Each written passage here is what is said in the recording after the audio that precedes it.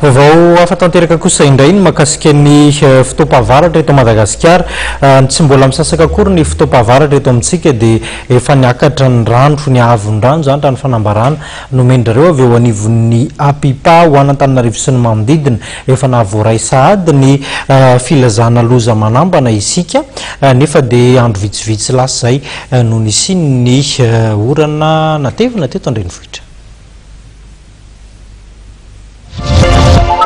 Nandefa filazana loza manambana miloko mavo amin'le Antananarivo izay lalova renirano Saony Apipa tao anatin'ny filazana ny fandehanan'ny renirano eto amin'le Antananarivo tamin'ny rora lasa teo ka commune misy 120 no voakasika zany eto Antananarivo sy manodidina dia Soalandy, Ampanefy, Soavina, Anosy Zatondrevana, Ampetatafika, Ambavady Tokana, Fenorivo, Itosy, Ambotsomanjaka, Fiadanana, Ampangabe. Tsikaritra tokoa fa niakatra ny avon-drano amin'ireo renirano mamakivaky an'Antananarivo. Raha ho an'ny renirano ny Kiopa dia 2 metatra 90 ny avon'ny Kiopa eo amin'ny maritra Efinambohimanambola. Niakatra 420 metatra ny rano tao anatin'ny 420 ora nefa idina mandritra ny 12 ora manaraka.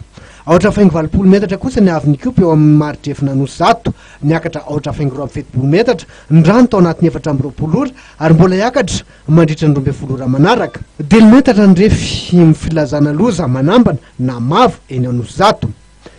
270 metatra ny avon'ny Kiopa eo amin'ny maritra Efinibevimanga, nidina 4,9 metatra ny rano tao anatin'ny 420 ora nefa iakatra mandritra ny 12 ora manaraka. 4 metatra kosa ny refy filazana loza manambana mavo eo Bevimanga. 270 metatra ny avon'ny Saony eo amin'ny maritra Efinandramasina, niakatra ho 2,3 metatra ny rano tao anatin'ny 420 ora nefa idina mandritra ny 12 ora manaraka. 270 metatra kosa ny avon'ny Saony eo amin'ny maritra Efinapetatafika, niakatra 2,30 metatra ny rano tao anatin'ny 420 ora ary mbola iakatra mandritra ny 12 ora manaraka. Eo amin'ny reniranon'ny Mamba dia 7,4 metatra ny avon'ny Mamba eo amin'ny maritra Efinambohidroho, nidina 4,20 metatra ny rano tao anatin'ny 420 ora ary mbola idina mandritra ny 12 ora manaraka.